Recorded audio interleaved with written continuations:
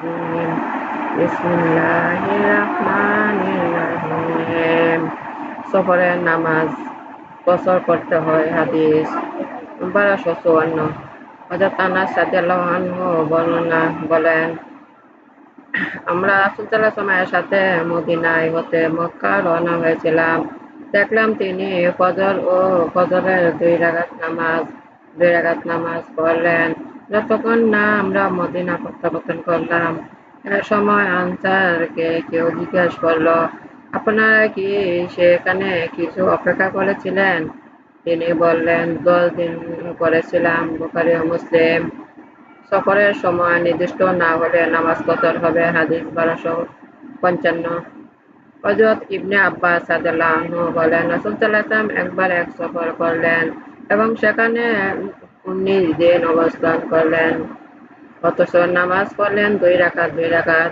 ইবনে আব্বাস বললেন, সুতরাং আমরা আমাদের মদিনা ও মক্কা পথে পরিমাণ 19 দিন সময় নামাজ দুই রাকাত পড়ে থাকি।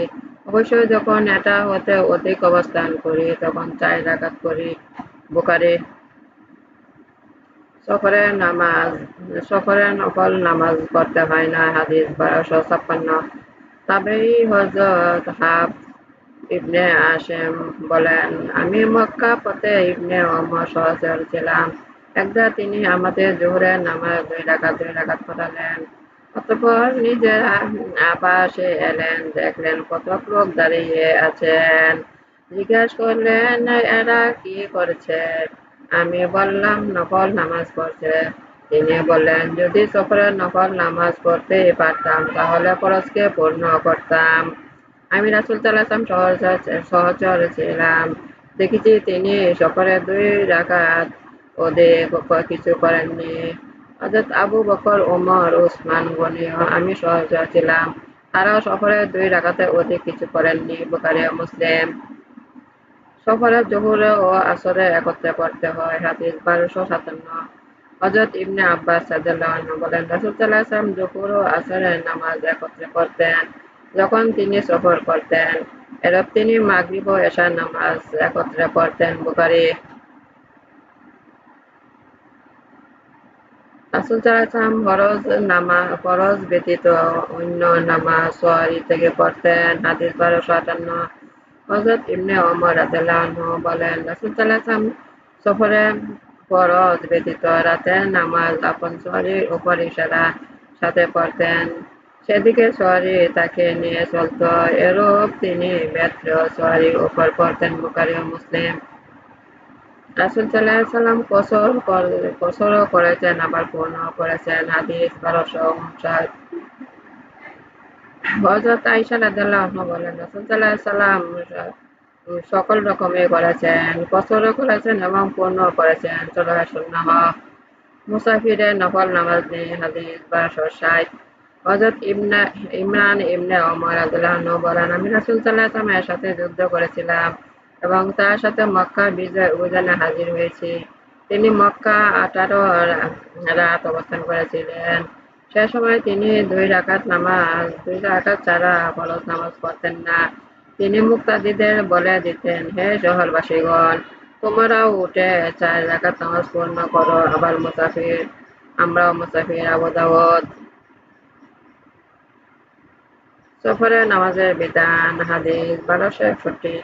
হযরত ইবনে ওমর রাদিয়াল্লাহু আনহু বলেন, আমি রাসূল সাল্লাল্লাহু আলাইহি ওয়াসাল্লামের সাথে সফরে 2 রাকাত যোহর পড়েছি এবং 2 রাকাত সুন্নত পড়েছি।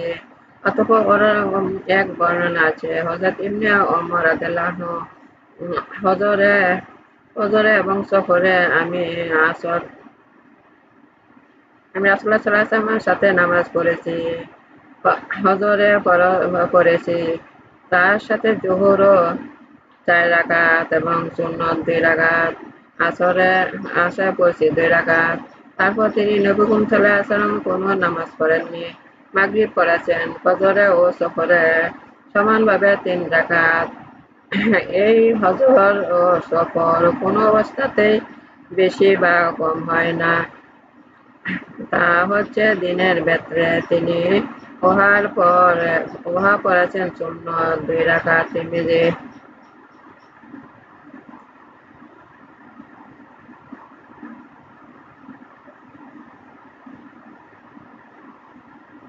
সওয়ারির উপর নামাজ পড়া যায়। হাদিস 1264। হযরত জাবের রাদিয়াল্লাহু আনহু বলেন, একদা রাসূল সাল্লাল্লাহু আলাইহি সাল্লাম আমাকে কোনো কাজে পাঠালেন। আমি এসে দেখি তিনি তার সওয়ারির উপর পূর্ব দিকে ফিরে নামাজ পড়েছেন এবং সিজদাকে রুকু অপেক্ষা কিছু অধিক করেছেন। আবু দাউদ। নামাজ 2 রাকাত করে ফরজ হয়েছিল। হাদিস 1266। হযরত আয়েশা রাদিয়াল্লাহু বলেন, নামাজ 2 রাকাত করে ফরজ হয়েছিল। তারপর রাসূল সাল্লাল্লাহু আলাইহি ওয়াসাল্লাম মদিনায় হিজরত করেন। আর নামাজ 4 রাকাত ফরজ করা হয়, তবে সফরের নামাজ প্রথমে নিয়মে 2 রাকাত থেকে যায়।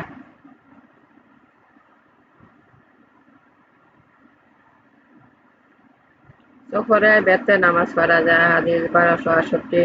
হযরত ইবনে আব্বাস ও ইবনে ওমর রাদিয়াল্লাহু আনহু বলেন, রাসূল সাল্লাল্লাহু আলাইহি ওয়াসাল্লাম সফরে নামাজ 2 রাকাত করার নিয়ম প্রত্যাবর্তন করেছেন এবং 2 রাকাত হইলে সফরের পূর্বে নামাজ কসর নহে। এছাড়া সফরের ভেতর পড়া রাসূল সাল্লাল্লাহু আলাইহি ওয়াসাল্লামের নিয়ম। ইবনে মাজাহ। 48 মাইল দূরত্ব নামাজ কসর হয়। হাদিস 1269। ইমাম মালিকের কাছে একথা পৌঁছেছে যে হযরত ইবনে আব্বাস রাদিয়াল্লাহু আনহু মক্কা ও তায়েফ মধ্যকার ব্যবধান, মক্কা ও উসফানের ব্যবধান, মক্কা ও জিদ্দার ব্যবধান নামাজ কসর পড়তেন। ইবনে মালিক বলেন, এটা 4 ডাক পরিমাণ, প্রায় 48 মাইল। মুয়াত্তা। সফরে নফল নামাজ পড়তে হয় না। হাদিস 1270। হযরত বারা রাদিয়াল্লাহু আনহু বলেন, আমি 28টি সফর রাসূল সাল্লাল্লাহু আলাইহি ওয়াসাল্লামের সঙ্গী ছিলাম।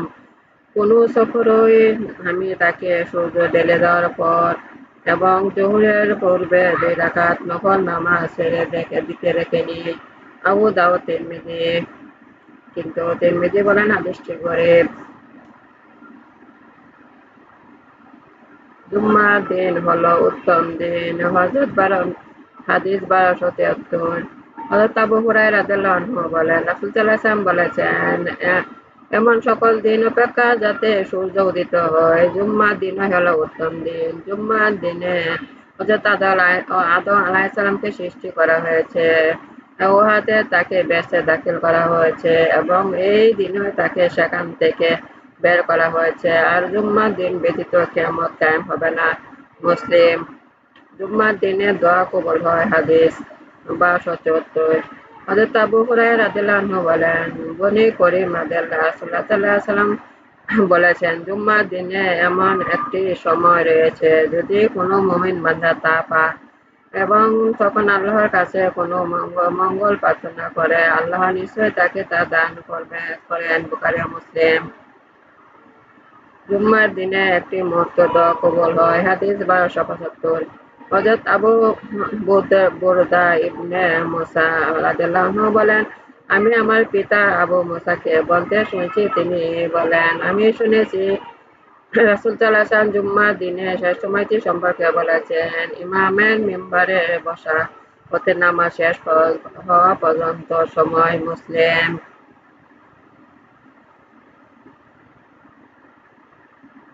আসরের নামাজ আসরের পর থেকে সূর্যাস্ত পূর্বে দোয়া কবুল হয়। হাদিস 1277। হযরত আনাস রাদিয়াল্লাহু আনহু বলেন, রাসূল সাল্লাল্লাহু আলাইহি ওয়াসাল্লাম বলেছেন, জুম্মাবারে যে সময়টিকে যাতে দোয়া কবুলের আশা করা যায়, আসরের পর হতে সূর্যাস্তের মধ্যে তালাশ করো। তিরমিজি। জুম্মার দিন ক্ষমা চাইলে আল্লাহ ক্ষমা করেন। হাদিস 1279। হযরত আবু হুরায়রা রাদিয়াল্লাহু আনহু বলেন, রাসূল সাল্লাল্লাহু আলাইহি ওয়াসাল্লাম বলেছেন, প্রতিশ্রুতি দিবস, মাসুদ দিবস, শাহেদ দিবস, যথাক্রমে কিয়ামতের দিবস, আরাফাত দিবস এবং জুম্মা দিবস। সূর্য উদিত হয় না এবং অস্ত যায় না জুম্মার দিন অপেক্ষা কোনো উত্তম দিবসে। এদিনে একটি মুহূর্ত রয়েছে, যদি ঠিক সেই মুহূর্তে কোনো মুমিন পায় এবং আল্লাহর কাছে কোনো কল্যাণ কামনা করে, আল্লাহ তাকে নিশ্চয় পানাহ দেন। আহমদ ও তিরমিজি। জুম্মার দিন সকল দিনের সর্দার। হাদিস 1280। হযরত আবু লুবাবা ইবনে আব্দুল মুনজির রাদিয়াল্লাহু আনহু বলেন, রাসূল সাল্লাল্লাহু আলাইহি ওয়াসাল্লাম বলেছেন, জুম্মার দিন সকল দিনের সর্দার দিন এবং সকল দিন অপেক্ষা আল্লাহর কাছে অধিক সম্মানিত দিন। এই দিন কোরবানির দিন, ঈদুল ফিতর দিন অপেক্ষা আল্লাহর কাছে অধিক সম্মানিত। এদিনে 5টি গুরুত্বপূর্ণ বিষয় রয়েছে। এ বিষয়ে আল্লাহ তাআলা আদম আলাইহিস সালামকে সৃষ্টি করেছেন, তাকে তাকে জমিনে প্রেরণ করেছেন, তাকে মৃত্যু দান করা হয়েছে। এদিনে এমন এক মুহূর্ত রয়েছে, যদি কোনো বান্দা সে মুহূর্তে আল্লাহর কাছে কিছু প্রার্থনা করে, তিনি তাকে নিশ্চয় তা দান করেন। যে পর্যন্ত না সে হারাম কিছু প্রার্থনা করে, সেই দিনেও কিয়ামত কায়েম হবে। এমন কোনো সম্মানিত ফেরেশতা নেই আগমন আসমান হতে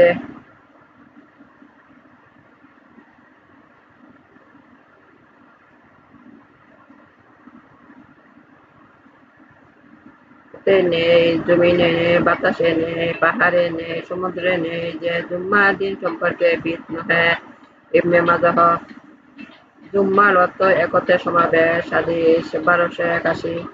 হযরত আবু হুরায়রা রাদিয়াল্লাহু আনহু বলেন, একদিন রাসূল সাল্লাল্লাহু আলাইহি ওয়াসাল্লামকে জিজ্ঞাসা করা হলো, হে আল্লাহর রাসূল, জুম্মার দিন কেন বলা হয়? উত্তর করলেন, কেননা সেদিন তোমার পিতা আদম আলাইহিস সালাম এর কাদা মাটি একত্র করা হয়েছে।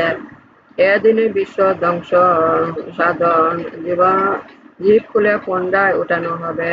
ওই দিনে কাফেরদের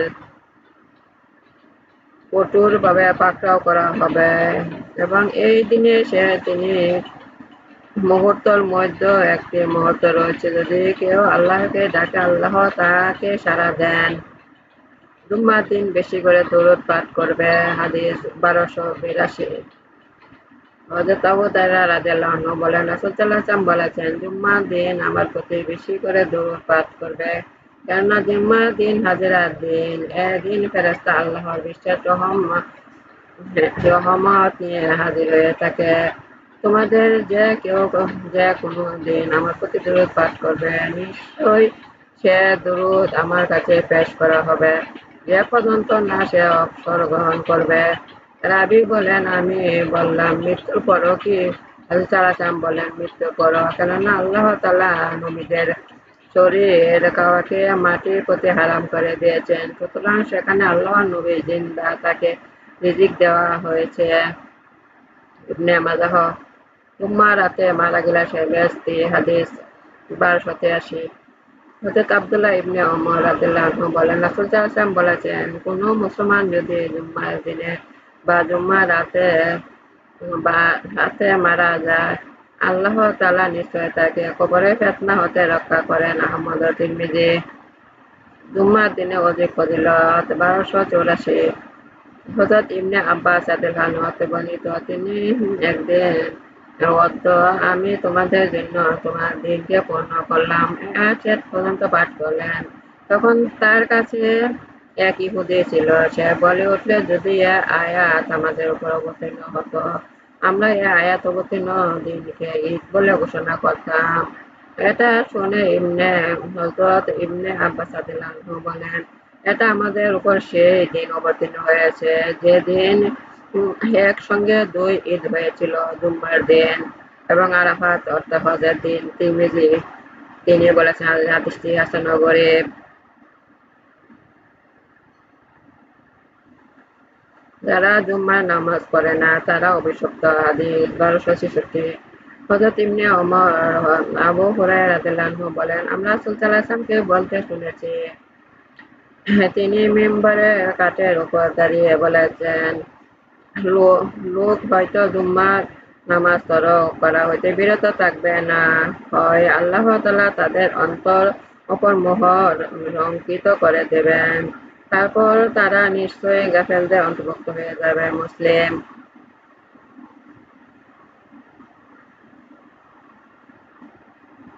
জুম্মার নামাজ না পড়লে কি করা উচিত? হাদিস 1292। হযরত আব্দুল্লাহ ইবনে মাসউদ রাদিয়াল্লাহু আনহু বলেন, রাসূল সাল্লাল্লাহু আলাইহি ওয়াসাল্লাম একদল লোক সম্পর্কে বলেছেন, যারা জুম্মার নামাজ হতে সরে থাকত আমি নিশ্চিতরূপে ইচ্ছা করি যে আমি কাউকে আদেশ করি যে সে আমার তলে লোকদের ইমামতি করবে, আর আমি গিয়ে সে সব লোকদের ঘরে আগুন ধরিয়ে দিব যারা জুম্মার নামাজ হতে সরে থাকে। মুসলিম। পরকালে বিশ্বাস করলে জুম্মার নামাজ পড়তে হবে। হাদিস 1294। হযরত জাবির রাদিয়াল্লাহু আনহু হতে বর্ণিত আছে, রাসূল সাল্লাল্লাহু আলাইহি ওয়াসাল্লাম বলেছেন, যে ব্যক্তি আল্লাহর প্রতি পরকালের প্রতি বিশ্বাস রাখে তার উপর জুম্মার দিনে জুম্মার নামাজ ফরজ। রোগী, মুসাফির, স্ত্রী লোক, বালক, উম্মত, ক্রীতদাস ছাড়া যে ব্যক্তি খেলাধুলা, ব্যবসা বাণিজ্য নিয়ে জুম্মার নামাজ হতে বিমুখ থাকবে, আল্লাহ তাআলা তার দিকে বিমুখ থাকবেন। আল্লাহ হলেন অমুখাপেক্ষী ও প্রশংসিত, তারা কতনে। জুম্মার দিনে গোসল করতে হয়। হাদিস 1295। হযরত সালমান রাদিয়াল্লাহু আনহু বলেন, রাসূল সাল্লাল্লাহু আলাইহি ওয়াসাল্লাম বলেছেন, যে ব্যক্তি জুম্মার দিনে গোসল করবে এবং সাধ্য অনুযায়ী উত্তম রূপে পরিষ্কার পরিচ্ছন্ন লাভ করবে, তারপর তিনি সঞ্চিত তৈল হতে কিছু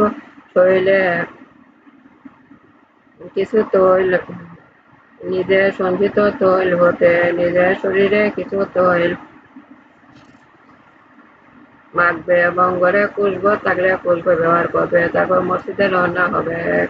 দুই ব্যক্তির মধ্যে পাক করবে না। তারপর যা তার পক্ষে সম্ভব নফল সুন্নত নামাজ পড়বে। তারপর ইমাম যখন খুতবা দিতে থাকবেন চুপ করে শুনবে। নিশ্চয়ই তার পরবর্তী জুম্মা মধ্যকার সমস্ত গুনাহ মাফ করা হবে। বুখারী। জুম্মার নামাজে খুতবা চুপ করে শুনতে হয়। হাদিস 1297।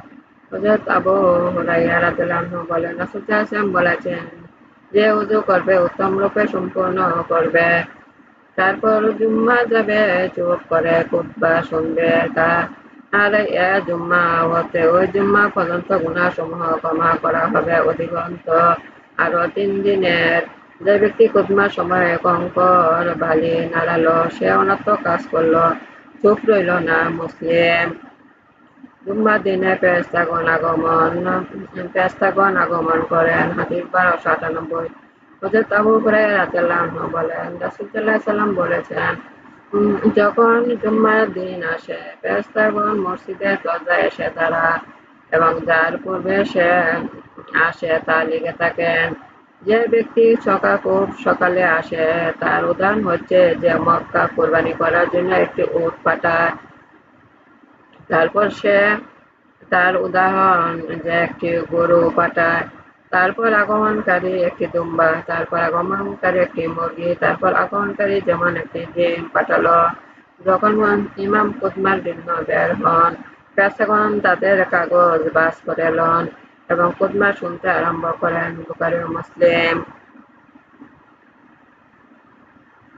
জুম্মার দিন উত্তম পোশাক পরতে হয়। হাদিস 1301।